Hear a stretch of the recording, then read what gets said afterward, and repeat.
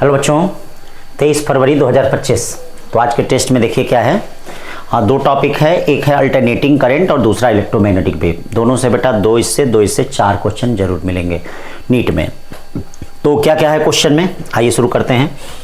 पहला क्वेश्चन करा, series LCR circuit is connected to an alternating source of EMF. ठीक है, सीरीज एलसीआर सर्किट आपका कनेक्ट है, ये देखिए। Connected to an alternating source, alternating source से आपका ये मान लीजिए कनेक्ट है। तो अल्टरनेटिंग सोर्स से कनेक्ट है, ये देखिए यहाँ पे अल्टरनेटिंग सोर्स से EMF. The current amplitude at resonance, तो रेजोनेंस के समय सर्किट का नेचर केवल रेजिस्टिव होता है, ये ध्यान दीजिएगा। If the value of resistance R become twice its initial value then the amplitude of current resonance will be. तो रेजोनेंस के समय पूछ रहा, तो रेजोनेंस के समय जो सर्किट होता है वह current I inversely proportional to क्या होती है, आर होती है। अब खुद देख लीजिए, अगर मान लीजिए यहां रेजिस्टेंस डबल हो रहा है तो करंट क्या होगी, आधी होगी। एकदम सिंपल क्वेश्चन, I0/2। बस याद रखना है क्या, रेजोनेंस के समय सर्किट का नेचर रेजिस्टिव होता है, ठीक है ना। और दूसरी बात अब देखो क्या कर रहा है, out of the following is oblique are correct. कर रहा है maximum power is dissipated in the circuit containing an inductor, a capacitor and resistor connected in series with AC source when resonance occur। हाँ देखो यहाँ भी क्या कर रहा है। हाँ तो देखिए, जब रेजोनेंस होगा तो सर्किट का नेचर क्या होगा, रेजिस्टिव होगा। और जब सर्किट का नेचर रेजिस्टिव होगा तो P इक्वल टू क्या होगा, VRMS IRMS और क्या, cos फाई। और उस समय cos फाई की वैल्यू 1 होती है, और जब cos फाई की वैल्यू 1 होती है तो सबसे ज्यादा पावर लॉस कर रहा है। तो इसका मतलब सही बोल रहा है। Maximum power is dissipated in circuit containing pure resistor due to zero phase difference between current and voltage। ये भी कह सकते हैं, जैसे अगर फाई की वैल्यू 0 होगी तो cos 0 की वैल्यू क्या होगी, 1। हाँ तो ये भी सही बोल रहा है, ये भी सही है, बी भी सही है। When the frequency of any source is in series LCR circuit increase, current first increase then decrease। हाँ आप ये जानते हैं, फ्रीक्वेंसी अगर बढ़ाते हैं तो करंट पहले बढ़ती है और फिर उसके बाद क्या होती है, घटती है। तो इसका मतलब ये भी सही बोल रहा है। In a series LCR circuit, the value of power factor resonance is 1। हाँ ठीक है, resonance and AC circuit undergoes electrical resistance if contain either a capacitor or an inductor। ठीक है, क्या करा है, in a series LCR circuit the value of power factor resonance is 1। हमेशा नहीं होता, रेजोनेंस के समय होता है, रेजोनेंस के समय होता है। तो रेजोनेंस के समय होता है, इसमें से क्या C D E F एक काट दिए हैं क्या, अच्छा E, हाँ E इधर आ गया है। ओहो ठीक है, इन series LCR circuit the value of power factor at resonance is 1। ठीक है, हाँ सही बात है, रेजोनेंस के समय पावर फैक्टर कितना होता है, 1 होता है, बात वही है, ये भी सही है। E क्या कर रहा है, इन AC circuit undergoes electrical resonance if it contains either a capacitor और एन इंडक्टर। नहीं भैया, इलेक्ट्रिकल रेजोनेंस में दोनों होता है, एक्सियल इक्वल टू XC होता है। तो इसका मतलब ये गलत कह रहा है ये वाला। If an AC circuit containing a pure capacitor or pure inductor can sums have power due to non-zero power factor। नहीं भाई, ये भी गलत है। Non zero containing pure capacitor और प्योर इंडक्टर, उस समय तो पावर फैक्टर 0 होता है, नॉन जीरो थोड़ा होता है। पावर फैक्टर है पूरा, cos फाई 0 हो जाएगा, फाई 90 आ जाता है, पूरा 0 हो जाता है। तो इसीलिए A B C and D यानी C वाला सही होगा। फिर क्या सर ने द अदर, हाँ करा है, choke coil is simply coil having a large inductance. सही बात है, चोक कॉइल का इंडक्टेंस क्या होता है, हाई होता है, but a small resistance. Choke coils are used with the fluorescent mercury tube. Fitting of the household electric power is directly connected to mercury tube. हाँ जैसे घरों में जो मरकरी ट्यूब होता है वो देखते हो चोक से कनेक्ट होता है। हाँ तो ये सही कर रहा है। रीजन क्या है, by using the choke coil the voltage across the tube is reduce. हाँ वोल्टेज देखिए रिड्यूस हो जाता है, क्यों, क्योंकि इंपीडेंस सर्किट का क्या हो जाएगा, जैसे मान लीजिए चोक कॉइल हम लगा दिए, ये ट्यूबलाइट लगा दिए, ट्यूबलाइट का मतलब ये रेजिस्टेंस हो गया। तो ये बताइए इंपीडेंस, ये Z इक्वल टू क्या हो गया, अंडर रूट इसका रेजिस्टेंस R² है और ये क्या है, ω² L² है। तो ये बताइए यहाँ क्या हो जाएगा, यहाँ मतलब IRMS क्या हो जाएगा, IRMS जो हो जाएगा वह VRMS बाई कितना हो जाएगा, Z हो जाएगा। ठीक है, अब यहां से आप देखेंगे तो रिड्यूस बाई फैक्टर, मतलब पहले R होता है फिर ये होता है, दोनों को सॉल्व करेंगे तो ये असर्शन भी सही है, रीजन भी सही है, उसका करेक्ट एक्सप्लेनेशन भी है, बहुत सही। The ratio of secondary to primary turns 4:5 for an ideal transformer। Then the ratio of power output to power. तो बेटा आइडियल ट्रांसफार्मर में इनपुट और आउटपुट का पावर हमेशा बराबर होता है, केवल आइडियल ट्रांसफार्मर में।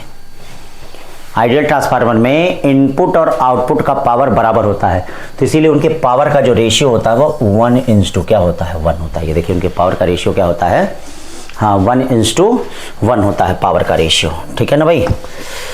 Arrange the following electromagnetic radiation in order to increasing wavelength, ठीक है। तो ये सब तो सिंपल है, कर ही लेंगे आप लोग, सी, ठीक है। फिर देखिए identify the valid statement relevant to given a circuit at instant when the key is closed. अब ये देखिए ये सीआर सर्किट का डीसी वर्जन है, मतलब डीसी का भी हमने क्वेश्चन दे दिया, हाँ, कि ताकि आपको समझ में आए, अच्छी चीज़ें आ रहे हैं, जैसे एसी कर ही रहे हैं तो थोड़ा डीसी पे भी ध्यान दें। करा है कि जस्ट की को क्लोज कर रहे हैं, की को क्लोज कर रहे हैं, इसका मतलब t इक्वल टू 0 पर जस्ट आफ्टर क्लोजिंग की, मतलब क्या है, जस्ट आफ्टर, देखिए क्लोजिंग की दिया गया, तो जस्ट आफ्टर क्लोजिंग की का मतलब हाँ क्या होगा, जस्ट आफ्टर क्लोजिंग की का मतलब यहाँ पे हाँ क्या हो जाता है, देयर विल बी नो नहीं करंट। जस्ट आफ्टर क्लोजिंग की कैपेसिटर का कोई मतलब नहीं होता है, और आफ्टर लॉन्ग टाइम इस रजिस्टर का कोई मतलब नहीं होता है। हाँ, जैसे जस्ट आफ्टर क्लोजिंग की इस कैपेसिटर कोई मतलब नहीं है, हाँ, मतलब ये प्लेन वायर की तरह व्यवहार कर रहा है, और आफ्टर लॉन्ग टाइम ये रेजिस्टेंस प्लेन वायर की तरह व्यवहार करता है। तो there will be no current through resistance, नहीं ऐसी बात नहीं है, करंट होगा, I इक्वल टू V/R होगा। There will be maximum current in connecting wires, हाँ मैक्सिमम, क्योंकि इसका रेजिस्टेंस प्लेन वायर माना जाएगा, तो मैक्सिमम करंट का मतलब क्या हो जाएगा, V/R, सही है। There will be maximum current in the connecting wire. C का रहा है potential difference between the capacitor plate A and B is minimum, हाँ मतलब A और B के बीच का जो पोटेंशियल डिफरेंस है वह क्या है, हाँ मिनिमम होगा, सही है। पोटेंशियल डिफरेंस चूंकि क्या होगा, ये प्लेन वायर की तरह बिहेव करेगा, तो इसका मतलब पोटेंशियल डिफरेंस 0 होगा, 0 का मतलब मिनिमम हो गया, तो सही है। Charge on capacitor plate is minimum, भाई जब पोटेंशियल डिफरेंस मिनिमम है तो चार्ज भी मिनिमम है, ये भी सही है, ठीक है। तो B, C और D, B, C और D। 15 microfarad capacitor connected to 220 volt 50 hertz, the capacitive reactance, capacitive reactance का मतलब XC इक्वल टू क्या हो जाएगा, 1/2 पाई FC, ठीक है, 1/2 पाई है, F कितना दिया है, 50 दिया है, C कितना दिया है, 15 × 10⁻⁶। तो इसको जब सब कर लोगे तो 212 ओम आएगा, कितना आएगा, हाँ देखना किसी का अगर कैलकुलेशन नहीं आ रहा होगा, क्योंकि मैं डायरेक्ट कर दे रहा हूँ ना, कैलकुलेट नहीं कर रहा हूँ, ठीक है ना, तो उसको क्या है, अब जो आंसर हमको मिला उसी पे हम टिक कर दे रहे हैं तरीका बता के, तो जो नहीं आया होगा उसको कमेंट कर देना बेटा, सही करा देंगे उसको, ठीक है। A plane electromagnetic wave propagation along the plus x direction in the free space, हाँ प्लस x डायरेक्शन का मतलब x डायरेक्शन में हो रही है, I cap.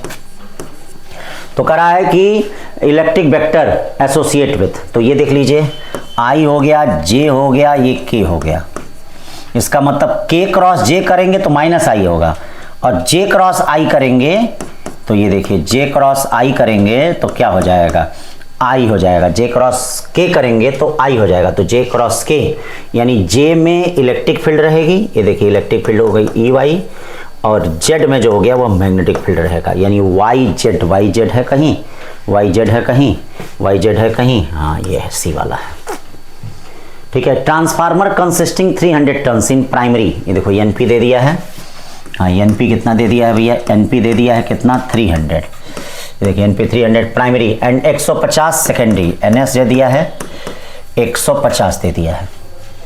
Output power of 2, ये आउटपुट पावर दिया है P आउट दे दिया है 2.2 kilowatt. If the current in the secondary coil is 10 ampere then the input voltage, तो इनपुट वोल्टेज तभी निकलेगा जब आउटपुट वोल्टेज निकलेगा, तो आउटपुट वोल्टेज कितना हो जाएगा भैया, current in the secondary coil यानी IS equal to 2.2 × 10⁻3, IS equal to 2.2 × 10⁻3। ये बताइए IS कितना है, IS 10, VS कितना है, VS 2.2 × 10⁻3, इसका मतलब VS इक्वल टू क्या हो गया 2.2 × का स्क्वायर यानी 220 वोल्ट हो गया। अब आपके पास क्या फार्मूला है, ये देखिए NP/NS equal to VP/VS, NP भी पता है, NS भी पता है, VS भी पता है, यहाँ से BP निकालना है। क्या निकालना है? हाँ BP निकालना है। तो BP निकालना है, कुछ गड़बड़ तो नहीं हुआ है ना? हाँ नहीं, गड़बड़ तो नहीं होना चाहिए। क्या कर रहा है? अच्छा, प्राइमरी में करंट भी पूछ रहा है। प्राइमरी में क्या है? हाँ तो ट्रांसफर प्राइमरी सेकेंडरी आउटपुट इतना है, the current in the secondary coil then the input voltage and current in the primary coil. तो जब ये वोल्टेज निकल जाएगा आपका, ये देखिए 2 टाइम्स जाएगा, आएगा भी ये 440 आ जाएगा, तो फिर आप उसमें रख के हाँ इक्वल टू क्या होता है IS अपॉन IP में रख के उसको भी फाइंड कर सकते हैं, ठीक है ना। हाँ जब कुछ ना दिया हो तो उसको आइडियल ट्रांसफार्मर मान लेना चाहिए। UV रेडिएटिंग है used in the LASIK eye surgery, सही बात है। ड्यू टू शॉर्टर वेवलेंथ, सही बात है, shorter wavelength UV radiation can be focused into very nano beam, हाँ बीम, सही है, दोनों करेक्ट एक्सप्लेनेशन भी है। 11 out of the following is are correct. AC generator converts mechanical energy to electrical energy, एकदम सही है। Metal detector work on the principle of eddy current, नहीं भैया, AC के रेजोनेंस प्रिंसिपल पे काम करता है, गलत है। Transformer work in AC and DC both, ना केवल AC में काम करता है। Filter use to remove any ripple in the rectified output, मैंने आपको बताया था कि अगर हम रेक्टिफाइड करंट में कैपेसिटर का यूज करते हैं तो AC और DC अलग हो जाता है। इंडक्टर का यूज करते हैं तो भी AC और DC अलग हो जाता है। तो इसका मतलब क्या है? ये सही है। Step up transformer called power house transformer, हाँ पावर हाउस ट्रांसफार्मर, सही बात है। पावर हाउस से जो बिजली भेजी जाती है वह हाई वोल्टेज लो करंट पे भेजी जाती है, तो step up transformer power house के ट्रांसफार्मर होते हैं, और गली मोहल्ले में जो ट्रांसफार्मर होते हैं वो स्टेप डाउन के होते हैं। तो इसका मतलब ए भी सही है। क्या सही है? ADE कोई है? हाँ एक और है। Alternating current can be measure by DC ammeter, नहीं DC एमीटर से नहीं मेजर किया जा सकता है, क्योंकि फुल साइकिल के लिए उसकी वैल्यू क्या होती है? 0 होती है, तो इसीलिए वो मेजर नहीं कर पाएगा। हाँ DC वाला AC से मेजर किया जा सकता है, तो इसीलिए कौन सा है? D वाला है। छोटी छोटी बात। 12वां, in series LCR circuit 120 volt, the voltage across inductor 50 volt, across 40 volt, determine voltage across capacitor. तो वेरी सिंपल बेटा, तो यहाँ पे देखिए ये आपका क्या दिया है? कैपेसिटर दिया है, यहाँ ये आपका क्या है? रजिस्टर दिया है, और ये वोल्टेज आपका V दिया है, ये है AC सोर्स है ना, तो V है। तो ये देखिए V कितना दे दिया है? V दे दिया है 120 दे दिया है, और वोल्टेज अक्रॉस इंडक्टर कितना दे दिया है? 50 दे दिया है। अक्रॉस रजिस्टर कितना दिया है? 40 दे दिया। इसका मान लीजिए BC। तो मैं आपको बता दे रहा हूँ, इसका जब रिजल्टेंट वोल्टेज बनाएंगे तो V स्क्वायर इक्वल टू क्या हो जाएगा? VR का square plus VL minus VC का होल स्क्वायर। क्यों भाई? सही है, VL माइनस VC का होल स्क्वायर। V स्क्वायर कितना है? 120 का स्क्वायर। VR क्या हो जाएगा? 40 का स्क्वायर। VL माइनस VC कितना हो जाएगा? 50 माइनस VC का स्क्वायर।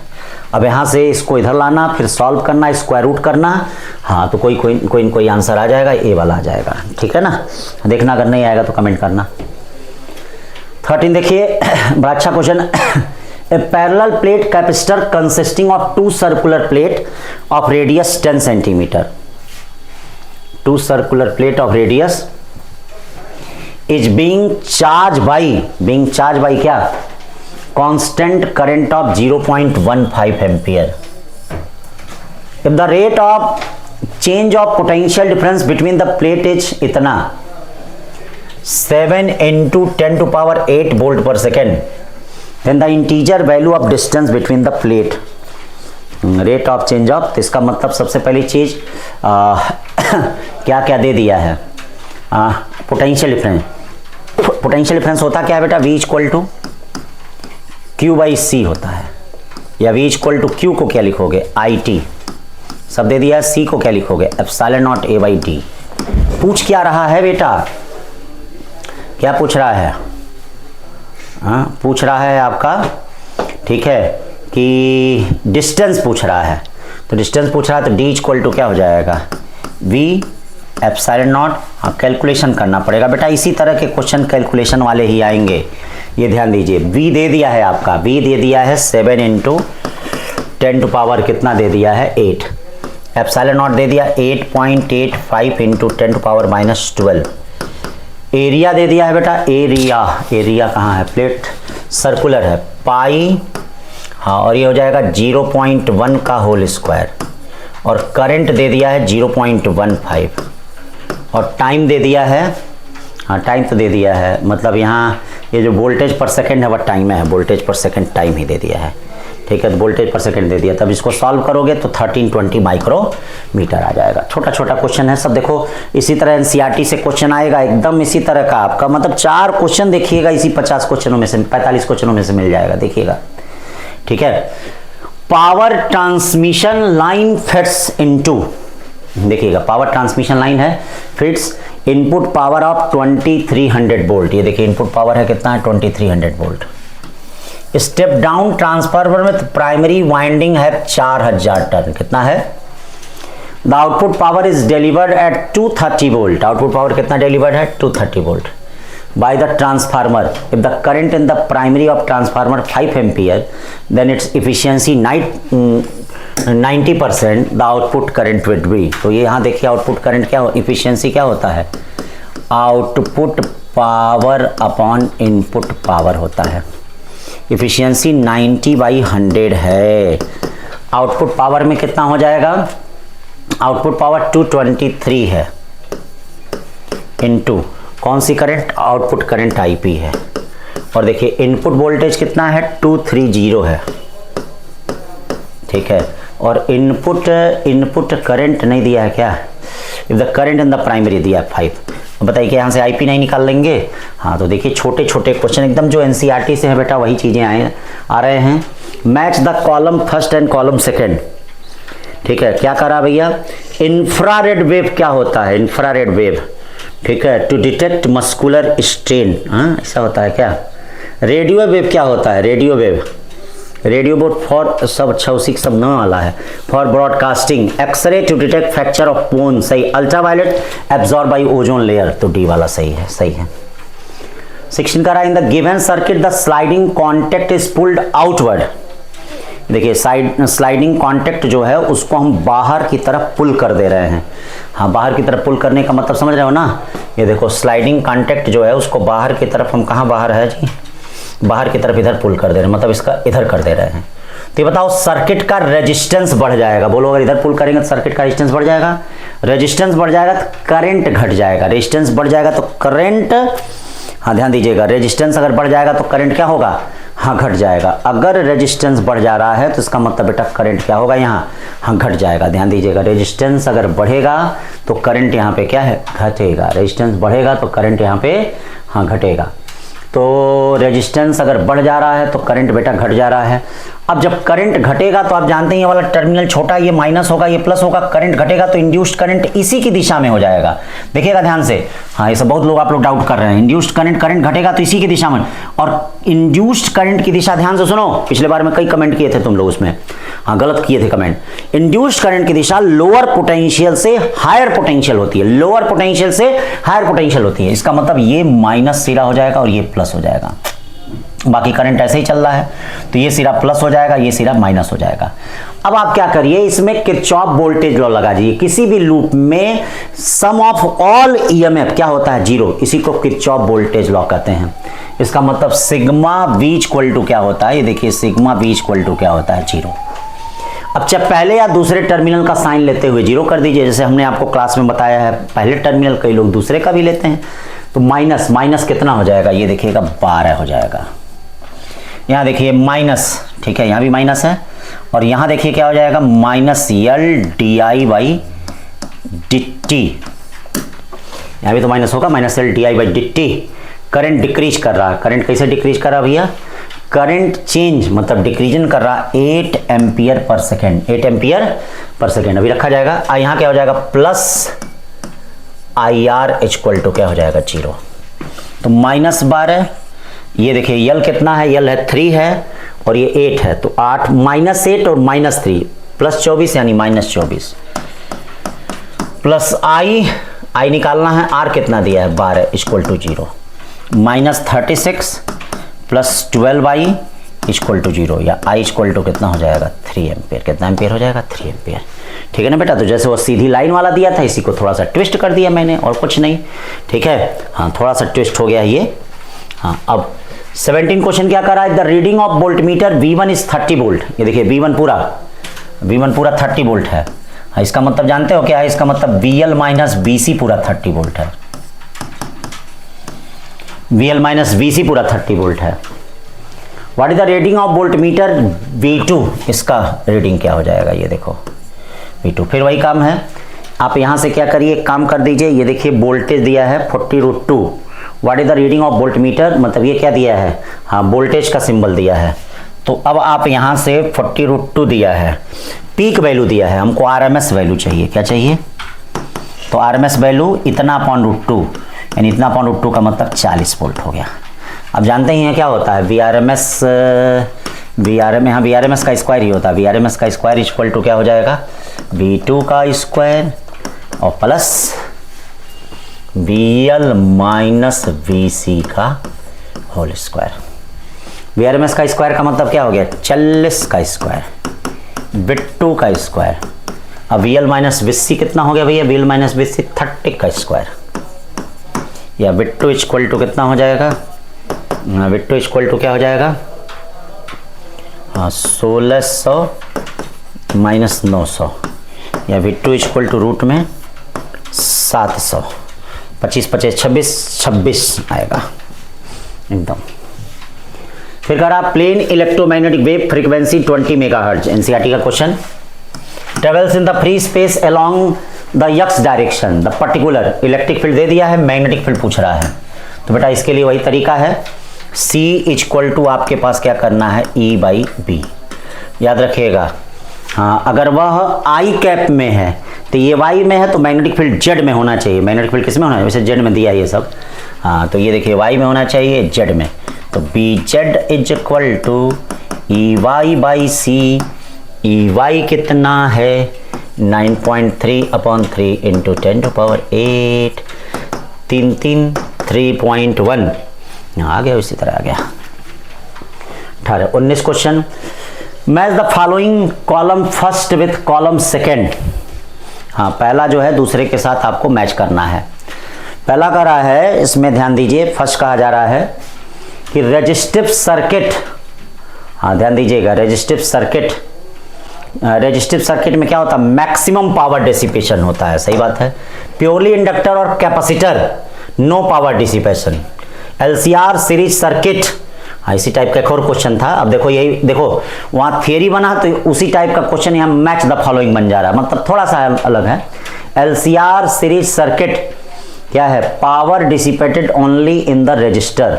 हाँ, power dissipated only in the register, यही है। Power dissipated at the resonance LCR circuit, power जो लॉस होगा, हाँ मैक्सिमम पावर होगा, तो इसका ये वाला होगा, यानी ये सही है।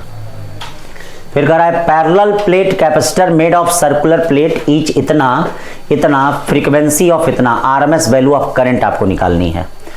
तो RMS वैल्यू, तो ये बताइए वोल्टेज का कौन सा वैल्यू दिया गया है, VRMS वैल्यू दिया है। तो ये बताइए IRMS वैल्यू कितनी हो जाएगी, VRMS अपॉन कितना हो जाएगा, XC। ठीक है ना, XC 100 पिकोफैरेड भी दिया है, रेडियस भी दिया है। The value of conduction current पूछ रहा है, मतलब वही बात है, डिस्प्लेसमेंट करंट अगर आप निकाल देते हैं तो बात वही है। जब C दे दिया है, रेडियस से कोई मतलब नहीं है। तो IRMS इक्वल टू क्या हो गया, VRMS कितना हो गया भाई, 230, XC 1/ωc। ठीक है, 1 ओमेगा कितना हो जाएगा, ओमेगा C, ओमेगा 300। C कितना हो जाएगा, CC 100 इंटू 10⁻⁻12। इसको आप निकाल लीजिए करंट, ठीक है ना। 6.9 माइक्रो एम्पियर आ जाना चाहिए, आ ही जाएगा। 3 3 9 3 2 6 आ तो जा रहा है, 6.9 micro. A time varying potential difference applied between the plates of parallel plate capacitor of capacitance इतना। The dielectric constant of the medium between the plates 1। At the produce an instantaneous displacement current इतना। In the intervening space between the capacitor plate magnitude of the rate of voltage. ये भी देखिए एकदम simple, displacement current आपको मैंने बताया था, ID equal to C dV by कितना, dt। क्या पूछ रहा है बच्चों, खाली dv/dt पूछ रहा है, तो नहीं dv/dt ही पूछ रहा है। dv/dt क्या हो जाएगा, id/c। बोलिए id कितना है, c कितना है, ठीक है सॉल्व कर दीजिए, सॉल्व कर देंगे आ जाएगा ये। In the given circuit, the reading of voltmeter V1, V2 are 300 volt each. The reading of voltmeter V3 and ammeter A are respectively. तो बेटा यहाँ पे देखो, अगर V1 V2 का सेम है तो ये रेजोनेंस की कंडीशन है, तो ये खत्म कर देगा, खाली यही बचेगा। तो इसके क्रॉस 220 वोल्ट हो गया। कितना हो गया इसके क्रॉस, 220। अब करंट I इक्वल टू क्या होगा बेटा, VRMS अपॉन ये 100, तो ये वाला होगा, C वाला होगा। 100 microfarad capacitor is series with the 40 ohm resistance is connected to 110 volt 60 hertz supply. What is the maximum current in the circuit? आपसे कहा जा रहा है what is the maximum current in, हाँ सर्किट का मैक्सिमम करंट क्या हो जाएगा। 100 microfarad capacitor in series, 100 microfarad capacitor in series with a 40 ohm resistance connected to 100 volt. What is the maximum current in the circuit? तो बेटा वही काम करना है, मैक्सिमम मतलब पीक वैल्यू निकलेगा IRMS, तो IRMS इक्वल टू क्या होगा बताइए, VRMS बाई Z होगा। VRMS दे दिया है 110, जब इस तरह से रहता है खुले में रहता है तो VRMS रहता है। Z दे दिया है R² प्लस 1 अपॉन 2 पाई FC का होल स्क्वायर, 1/2 FC का होल स्क्वायर। तो IRMS इक्वल टू क्या हो जाएगा बेटा,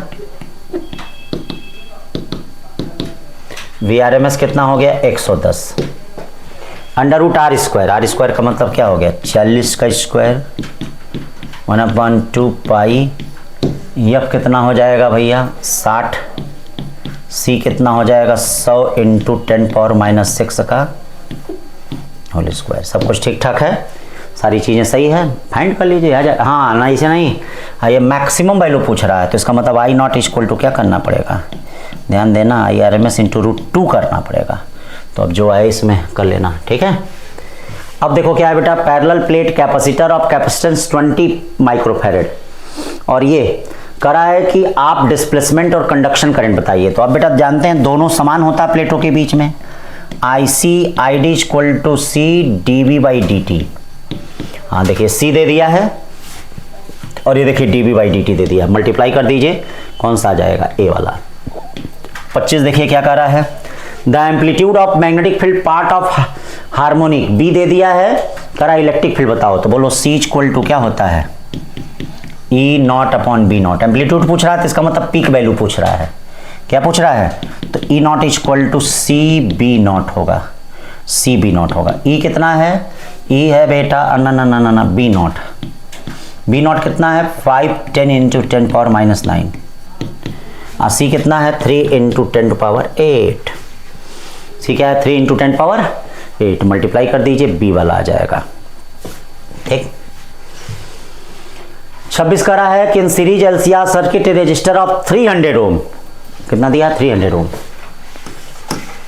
25 नैनोफैरेड, कह रहा angular frequency of AC source. तो एंगुलर फ्रीक्वेंसी क्या होता है ओमेगा इक्वल टू 1/√LC, इन होता है 1/√L की जरूरत है। L कितना है, L है 100 × 10⁻⁻3।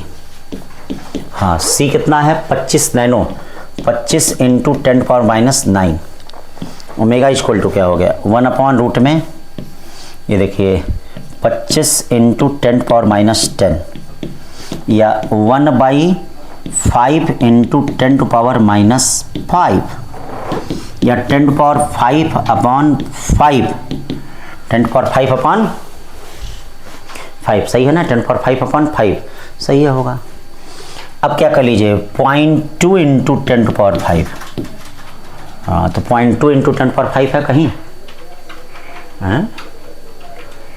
0.2 × 10⁵, नहीं ये तो नहीं है। अच्छा 0.02 बनाते हैं, 0.02 बनाएंगे तो 10⁻ कितना हो जाएगा 6 हो जाएगा, क्यों ये आ गया B वाला है, कौन सा है B वाला है, मेगा रेडियन पर सेकेंड, ठीक। An inductor circuit R L C and A C voltage source all connected in series, सारे केस में कनेक्ट हैं। When the L is removed from the circuit, the phase difference between the voltage and current circuit is π/3। कितना है?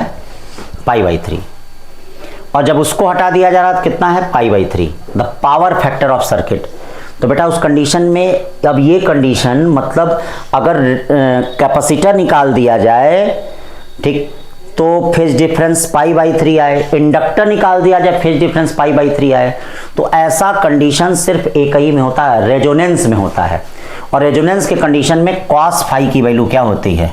1 होती है। तो इसका मतलब पावर फैक्टर 1 होगा, power loss 1। Hydraulic power plant, the water pressure head 300 metre, water flow available is 100 metre cube per second. If the turbine generate 60% the power available from the plant will be, हाँ, power available from, हाँ, plant will be hydraulic power plant, the water pressure head is height of 300 metre. ठीक है बेटा। तो अब इसमें देख लीजिए एक चीज, 1 मिनट बता रहे हैं।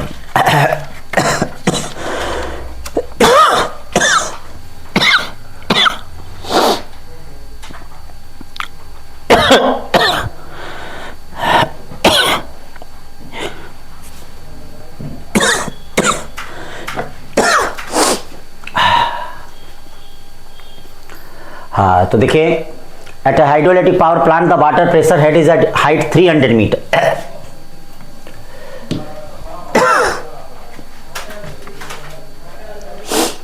if the turbine generate efficiency the electric power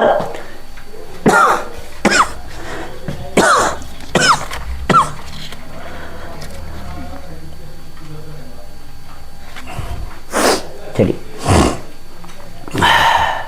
the electric power available, देखिए आउटपुट पावर इसमें पूछ रहा है बेटा,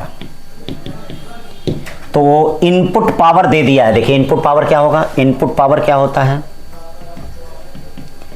mgh/t।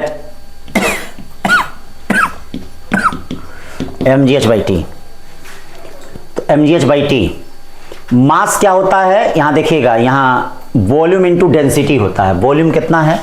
100। डेंसिटी कितना होता है? 10⁻3। और g कितना है? 10। h कितना है? 300। और टाइम कितना है? 1 सेकेंड। हाँ, mass volume into water density, ये हो गया आपका।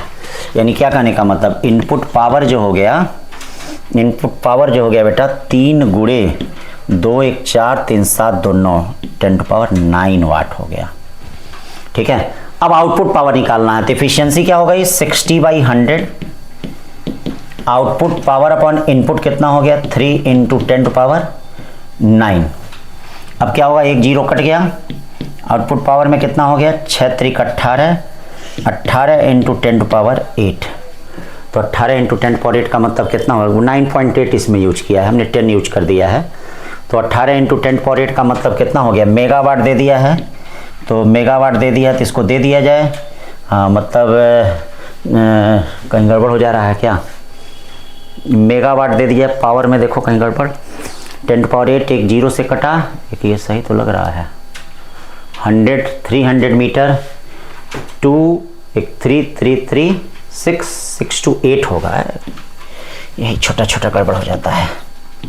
अब इसको ये दे दिया जाए, इंटू 10⁶ हो जाएगा, तो 180 मेगावाट आएगा। वही 9.8 यूज करेंगे तो ये आ जाएगा। ठीक है ना? हाँ, तो 9.8 यूज किया है। 29 का रहा, the electric field of an electromagnetic wave in the free space is given by it can.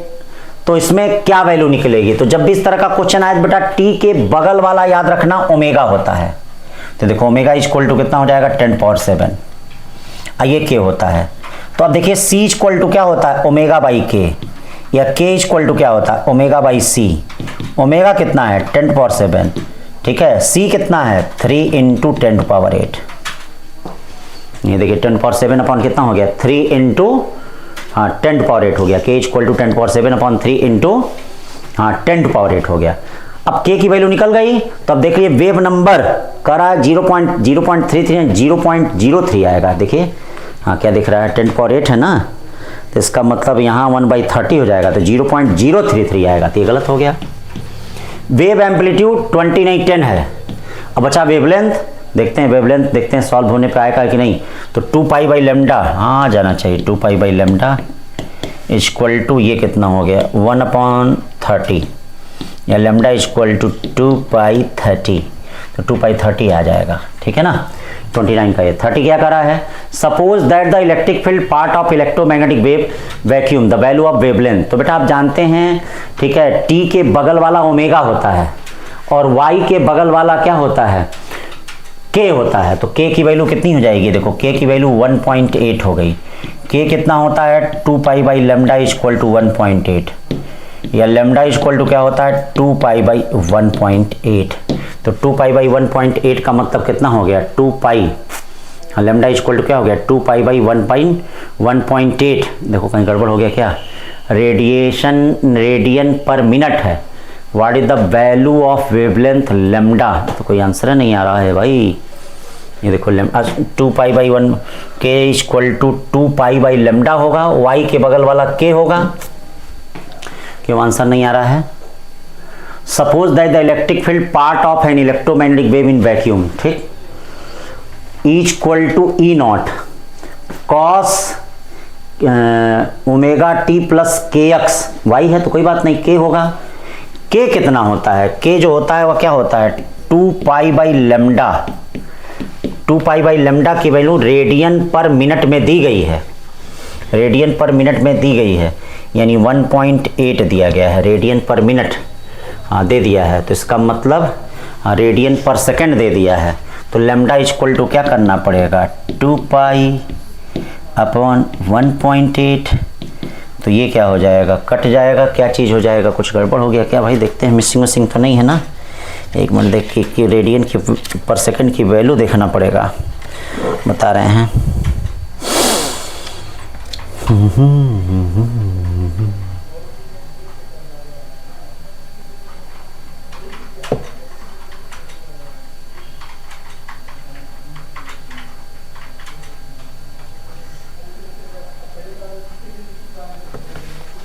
क्या गड़बड़ हो रहा है, अरे भैया कैलकुलेशन गड़बड़ हो रहा है। नहीं कभी कभी हो जाता है दिमाग, अरे सर्दी। अब आ जाएगा 3.5 मीटर, पता नहीं क्या सोच रहे थे भी। Alternating current is given by this, देखना बेटा ये हो सकता है नीट में आए इस साल। The alternating current is given by, तो बेटा इसके लिए मैंने आपको बताया है कि आप इसका नेट इक्वेशन निकाल दीजिए। तो नेट इक्वेशन देखिए मैंने क्या बताया था, इक्वल टू क्या बताया था under root IA square plus, class में बताया था IB square a sine omega T plus 10 inverse I2 upon I1, जिसमें देखिए ये पीक वैल्यू निकल गई, तो RMS वैल्यू कितनी होगी, पीक वैल्यू अपॉन √2, क्यों सही है, या रूट में IA का स्क्वायर प्लस B का स्क्वायर अपॉन √2, ये कौन सा है सी, देखना हो सकता है इस साल। For a value of omega the current amplitude become 1/√2। हाँ ये देखिए it's value the power dissipated, तो पावर क्या होता है, पावर P इक्वल टू क्या होता है IRMS का स्क्वायर इंटू R। तो अगर ये 1/√2 हो रहा तो पावर आधा हो जाएगा, 1/√2 का मतलब आधा, पावर क्या हो जाएगा आधा, ठीक। बहुत अच्छा क्वेश्चन है। 33 which of the following communication Q equal to क्या होता है 1/R अंडर रूट L/C, जिसका क्वालिटी फैक्टर अच्छा होगा इसका मतलब R कम होगा, C कम होगा, L ज्यादा होगा। R कम C कम, किस ऑप्शन का R और C कम है, R और C जिसका कम होगा और L जिसका ज्यादा होगा, तो इसी का कम लग रहा है C वाले का, 33 का C। 34 for a transparent medium relative permeability इतना द वेलोसिटी ऑफ लाइट, तो ये देखिए आप क्या जानते हैं रिफ्रैक्टिव इंडेक्स क्या होता है अंडर रूट के म्यू आर होता है, और ये क्या होता है C/V। तो V इक्वल टू क्या होगा 3 × 10⁸ अपॉन रूट में 1.44, रूट में 1.44। तो इसका मतलब जो आंसर आएगा वह 3 से कम आएगा, 3 से कम कौन सा है, न ये है न ये है, ये दोनों है, अक्कड़ बक्कड़ करेंगे मार देंगे इस पर, ठीक है। हाँ भाई 3 से कम ही ना आएगा, अब चेक कर लीजिएगा तो हमारे ख्याल से यही दिया है, यही होगा। 35 suppose that the electric field frequency इतना तो वैल्यू ऑफ के पूछ रहा है, फिर उसी टाइप का क्वेश्चन है, ठीक है। तो सेल्फ कर सकते हैं आप। 35 का कौन सा आंसर दिया है, नहीं दिया है तो निकालना पड़ेगा क्या, अरे बाप रे बाप, आंसर नहीं दिए होगा जी, ठीक है। 35, चलो कोई एम्पलीट्यूड V नॉट तो देख लेते हैं, चेक कर लेते हैं।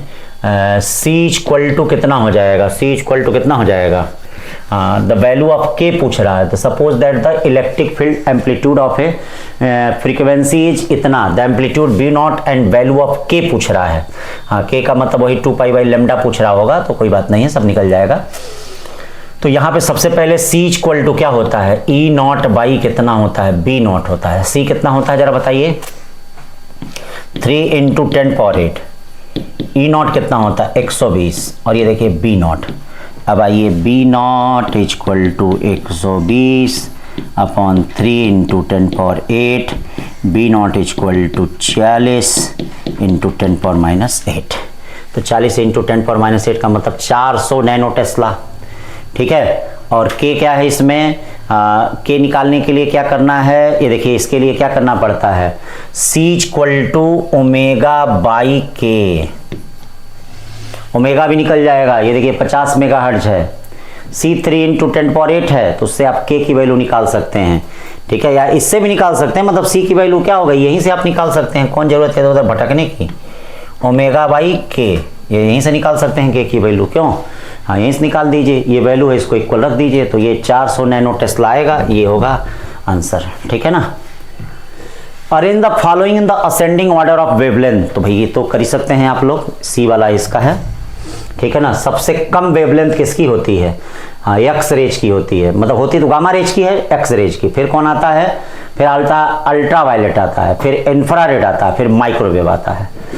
37 LC सर्किट इंडक्टेंस इतना, applied the circuit the current in the circuit, वो देखना ध्यान से, बहुत अच्छा क्वेश्चन है। हाँ ये देखो वोल्टेज का ये है, तो क्या होता है LC सर्किट में, LC सर्किट में ये करंट होता है, और ये देखिए ये क्या होता है, ये VL होता है, ये क्या होता है VC होता है, ये करंट ऐसे होता है, इसका मतलब वोल्टेज कितना होता है VL माइनस VC होता है। तो एक बात हमेशा याद रखना, करंट और वोल्टेज में 90 डिग्री का फेज है, तो अगर वोल्टेज वह है तो देखो करंट क्या होगा, करंट क्या होगा करंट होगा V not upon impedance, V not upon impedance, ये देखिए पीक वैल्यू, और साइन 314t प्लस π/2 होगा। क्यों π/2 होगा देख लेना, क्योंकि इसमें वोल्टेज और करंट के बीच का जो फेज डिफरेंस होगा वह 90 डिग्री का होगा। तो अगर वोल्टेज का इक्वेशन हुआ है तो इनके बीच का फेज डिफरेंस 90 डिग्री का होगा, ठीक। तो अब ये देखो I equal to V naught कितना है 10, Z कितना है ओमेगा L माइनस 1/ωc। अब देखो ओमेगा भी दिया है, L भी दिया है, C भी दिया है। अब ये सब काम कर लीजिएगा, cos 314t, यानी आंसर cos वाला सही होगा, ठीक है। इसीलिए ध्यान देना, साइन वाले पे मत टिक करना, आंसर cos वाला सही होगा। मिला के देख लो cos वाला कौन होगा, 0. ये तो हो ही नहीं सकता, 0.52 cos 314t होगा। 38 का रहा inductor of reactance 1 ohm, resistance 2 ohm, RMS इतना पावर, तो पावर डिसिपेटेड के लिए मैंने बताया है पावर इक्वल टू VRMS का स्क्वायर इंटू R बाई कितना होता है Z का स्क्वायर। तो VRMS 36 हो गया, रेजिस्टेंस कितना हो गया, रिएक्टेंस रेजिस्टेंस 2 हो गया, Z कितना हो गया √1 का स्क्वायर 2 का स्क्वायर होल 72/5, 14/75 14.4 वाट हो गया, ठीक है। फिर करा in the free space the energy of electromagnetic wave in the electric field UV and magnetic field UV, then दोनों बराबर होते हैं। फिर 40 का रहा है E एंड B रिप्रेजेंट, हाँ तो उसका डायरेक्शन E क्रॉस B के प्लेन के परपेंडिकुलर होता है, ठीक है। ये क्या आ गया भैया, ये खाली है क्या, अच्छा है, हाँ 41। A parallel plate capacitor capacitance इतना, वोल्टेज इतना, ये इतना, द एनर्जी डेंसिटी, तो एनर्जी डेंसिटी क्या होता है भैया ध्यान दीजिएगा, energy density UD equal to होता है हाफ एप्सिलॉन नॉट E का स्क्वायर, या हाफ एप्सिलॉन नॉट E का मतलब B/D का whole square. Half epsilon naught क्या होगा 8.85 इंटू 10⁻12, V कितना होगा पोटेंशियल डिफरेंस 20, डिस्टेंस कितना है 10⁻6 का होल स्क्वायर। अब इसको सॉल्व कर दीजिए, आ जाएगा छोटा छोटा। Out of the following is oblique correct. Infrared wave improving visibility of fog days, एकदम सही कह रहा है, एकदम सही है जी। Infrared wave use in the greenhouse effect, हाँ ग्रीन हाउस इफेक्ट में भी होता है। Ultraviolet rays use in the radar sector, नहीं, माइक्रोवेव उत्पन्न होता है। Source of microwave frequency inner shell of electron, नहीं, एक्सरे का इनर सेल होता है, ठीक है, तो ये भी गलत है। इसका तो भैया हमने बताया था माइक्रोवेव जो होता है बीटाट्रॉन और ये सब कई एक्सटर्न जो बनाए थे, क्लिस्ट्रॉन ट्यूब बताए थे, इससे होता है। Infrared to treat muscular strain, हाँ ये muscular strain, infrared to treat muscular हाँ स्ट्रेन, ठीक है, हाँ सही है, मस्कुलर स्ट्रेन में होता है, अच्छा है। हाँ the energy of electromagnetic wave contain in small volume oscillate with the frequency of wave, नहीं नहीं, double the frequency of wave, यहाँ डबल होना चाहिए था, तो डबल नहीं है तो गलत है, और क्या है, तो केवल ए बी एंड ई, ठीक है, A B E and F भी होगा, ठीक है। ये देखिए the output of a step up transformer measure to इतना, आउटपुट ये है और ये, इससे आरएमएस वैल्यू निकलेगी, तो आरएमएस वैल्यू क्या हो जाएगी, power P equal to I into V, V I, RMS value to power हो गया 12/24 यानी 0/1/2। हमको क्या चाहिए, पीक वैल्यू, तो peak value I naught equal to I R M S into √2 यानी 1/2 इंटू √2, 1/√, इनका मतलब √2 हो गया, 1/√2 हो गया, 1/√2 हो गया, ये 44 का रहा है। The frequency of X rays, gamma rays, UV rays, इसको तो कर ही लेंगे आप लोग, ठीक है, कर लीजिएगा। The ratio of communication made by the electric magnetic field component to the intensity of EM wave 1:1, याद रखना ये, इसमें पूछा जा रहा है कि इलेक्ट्रिक फील्ड और मैग्नेटिक फील्ड का कंट्रीब्यूशन कितना है। जैसे एनर्जी डेंसिटी और मैग्नेटिक एनर्जी डेंसिटी आपस में क्या होती है, बराबर होती है, तो यहाँ E/B का रेशियो नहीं पूछ रहा है, कंट्रीब्यूशन पूछ रहा है कंपोनेंट का, तो इसीलिए ये आंसर 1:1 होगा, 1:1 होगा, ध्यान दें।